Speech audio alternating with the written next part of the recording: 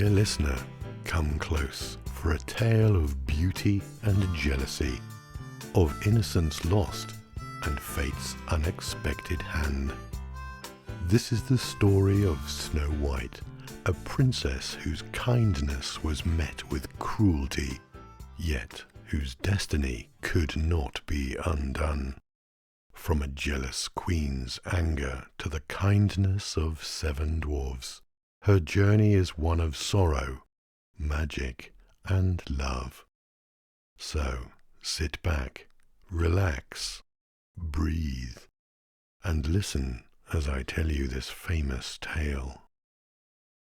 Snow White, an adaptation of the original story collected by the Brothers Grimm and read as a story to relax to by me, John Donaldson. In the depths of winter, as snowflakes drifted down from the sky, a queen sat by a window framed in the blackest of wood, ebony. Outside, the world lay quiet beneath a blanket of white. As she sewed, her needle slipped, and 3 drops of blood fell onto the snow. The red against the white was so striking that a wish formed in her heart. A child with skin as pale as snow, lips as red as blood, and hair as black as ebony. Her wish was granted, and in time she gave birth to a daughter who possessed all the beauty she had imagined. She named the child Snow White. But as fate would have it, joy was not to last long. The queen fell ill and passed away, leaving the infant motherless. The king, filled with grief and loneliness, decided to remarry. His new wife was beautiful, but vain, and in her heart grew a silent, consuming jealousy. She possessed a mirror, framed in gold, bound by ancient magic to speak only the truth. Every day she stood before it, enjoying its assurance that she was the fairest in the land. But as Snow White grew, her beauty became more radiant with each passing season. Her skin, pure and clear, glowed like moonlight. Her lips held the deep red of the richest rose. Her long hair, as black as ebony, shimmered like silk. She moved through the castle with a quiet grace that drew admiration from all who saw her. The queen, unaware at first, soon noticed how eyes followed the young princess, and a slow discomfort crept into her heart. One morning she asked her mirror the familiar question, "Mirror, mirror on the wall, who is the fairest of them all?" For years the mirror had answered the same, "You, O Queen, are the fairest of them all." But on this day the response was different. "O Queen, you are a beauty rare, but Snow White is yet more fair." The words struck like ice. The queen's hands clenched into fists. Her breath caught in her throat. Snow White had surpassed her. A slow rage twisted through her, settling deep in her bones. She could not allow it. The girl had to disappear. The queen summoned a huntsman, a man of strong frame and steady hand, and commanded him to take Snow White deep into the forest.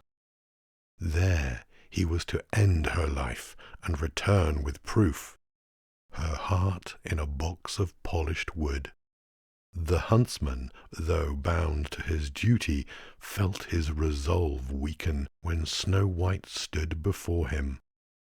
She had no knowledge of the cruel fate that was waiting for her, and her innocence, so untouched by malice, made his task unbearable. He led her far into the forest, where the trees grew thick and the shadows deeper. Birds flitted above, unaware of the dark deed meant to take place beneath the canopy. As they reached a clearing, the huntsman raised his knife, but at that moment Snow White turned to him. Her wide eyes, filled with quiet trust, met his. Something inside him shattered. He could not do it. Lowering his weapon, he confessed the Queen's order, his voice shaking with remorse. Snow White recoiled, horror spreading across her delicate face. She had never wronged her stepmother. Why did she wish her dead? But there was no time for despair. The huntsman urged her to flee, to run far and never return.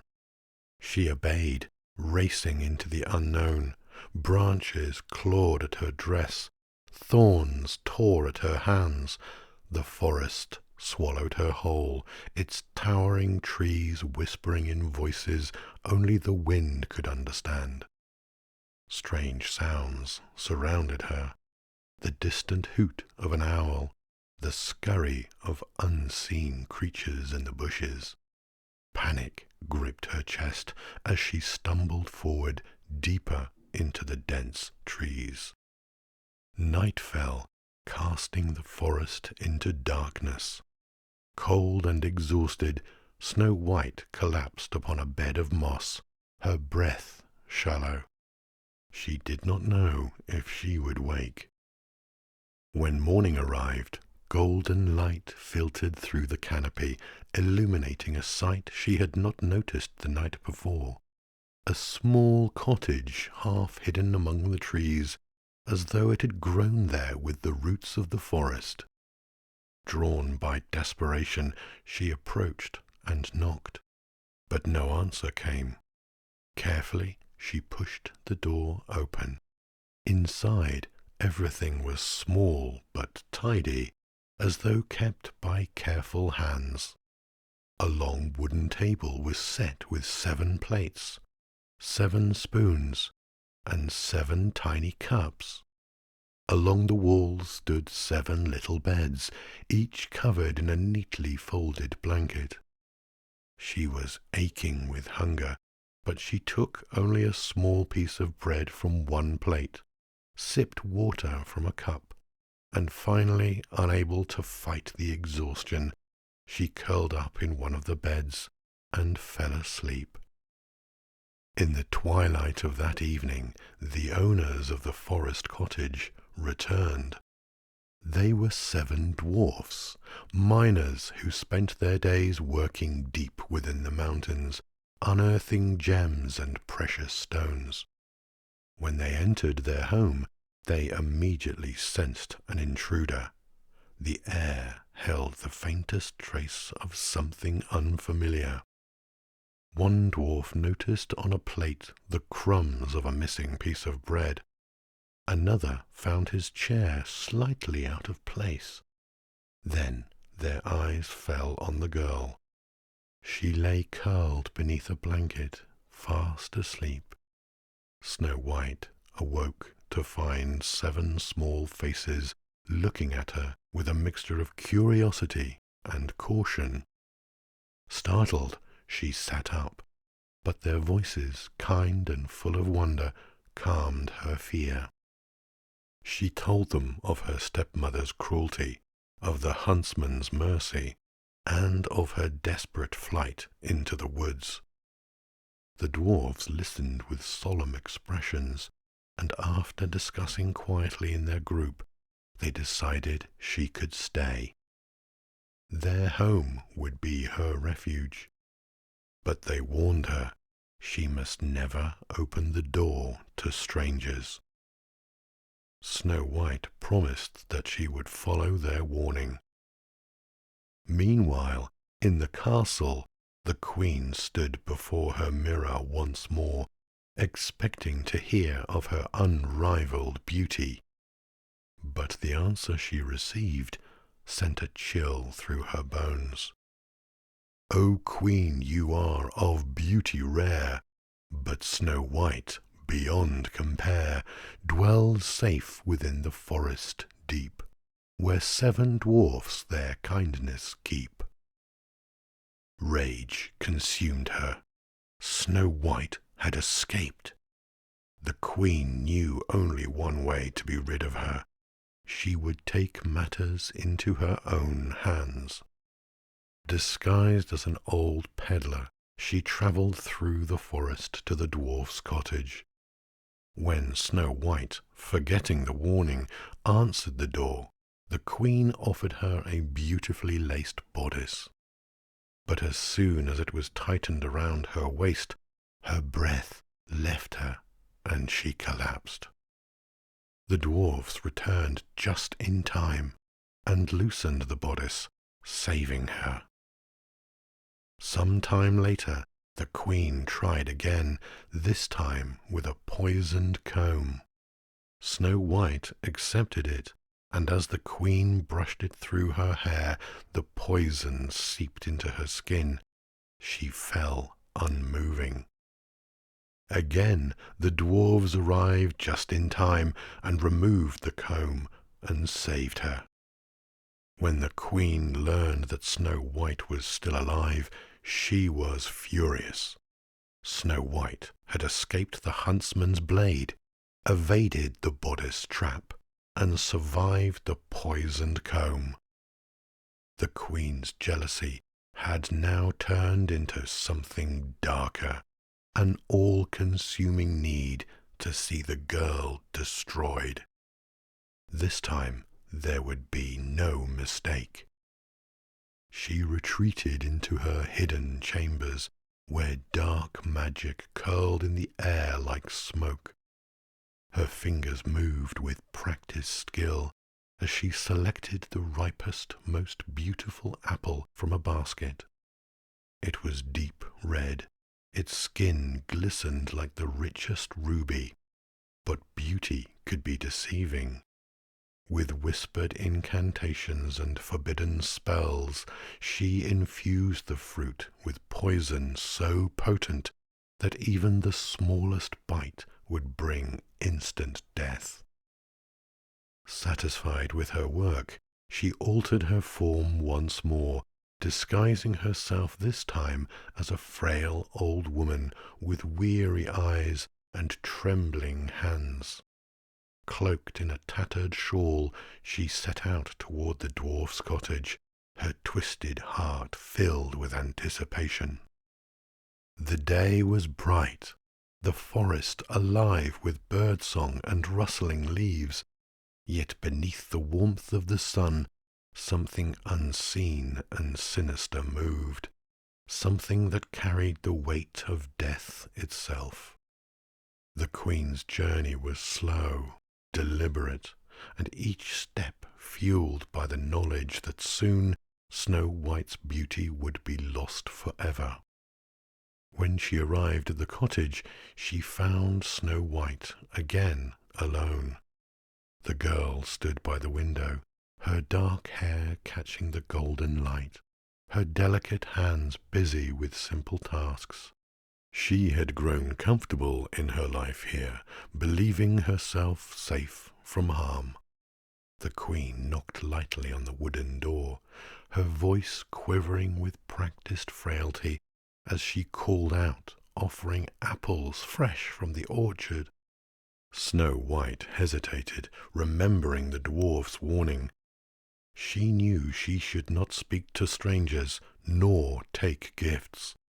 But the apples sounded so perfect, so tempting, their scent sweet and inviting. The queen, seeing her uncertainty, chose the poisoned apple and cleverly broke it in half. One side remained untouched, safe, while the other carried the poison.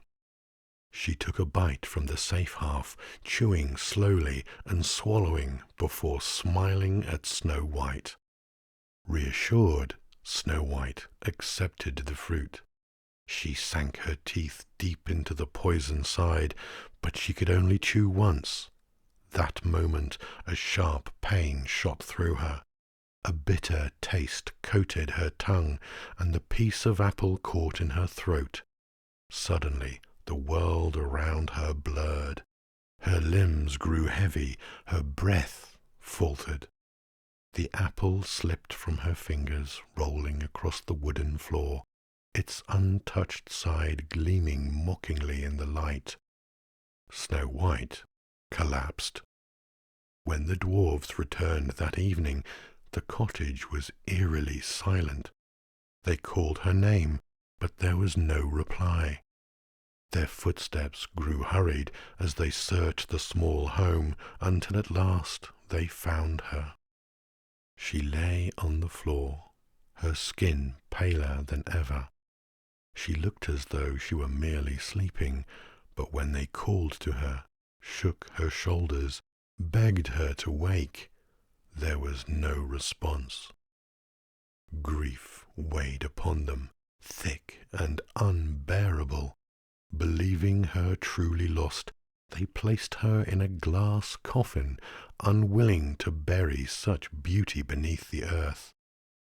And so she remained, untouched by time, waiting for the hand of fate to intervene.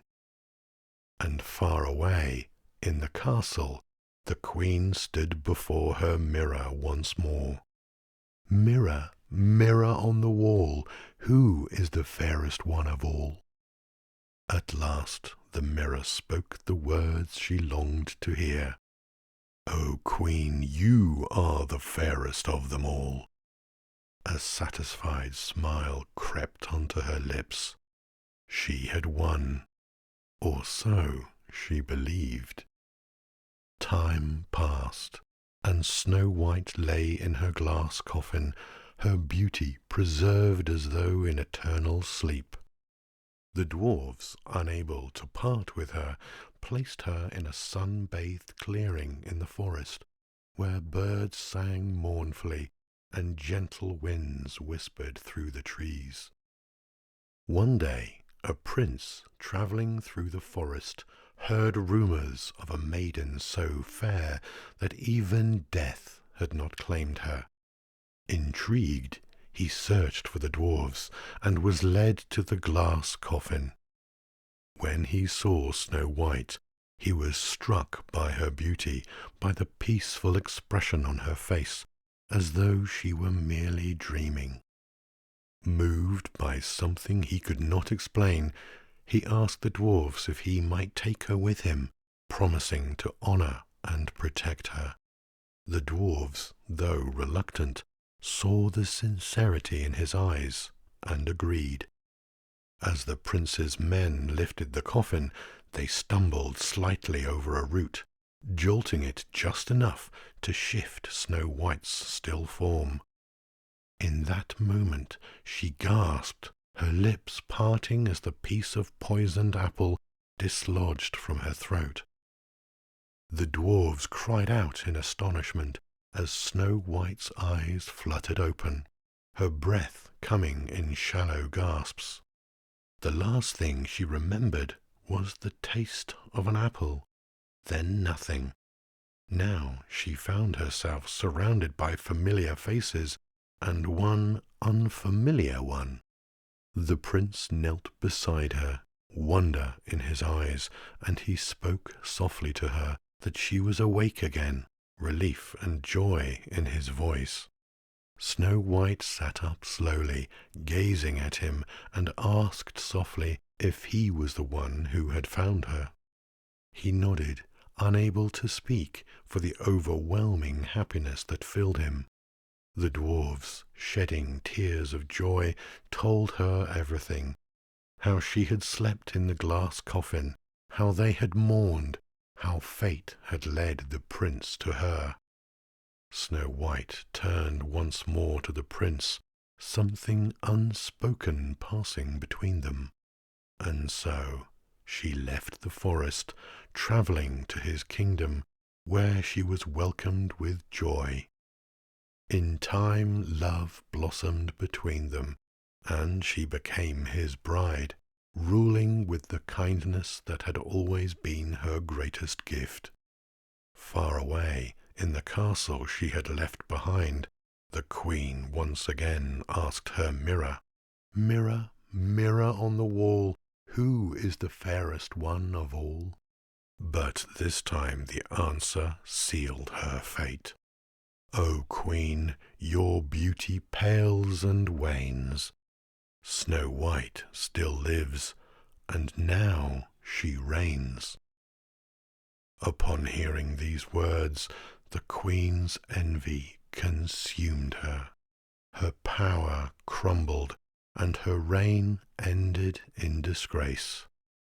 As for Snow White, she ruled with wisdom and grace, her story told for generations. The end. And so ends the tale of Snow White, a story of envy and fate, sorrow and love. May it remind us that no darkness can overshadow the light forever. Thank you for listening, and may your own stories be filled with hope and kindness.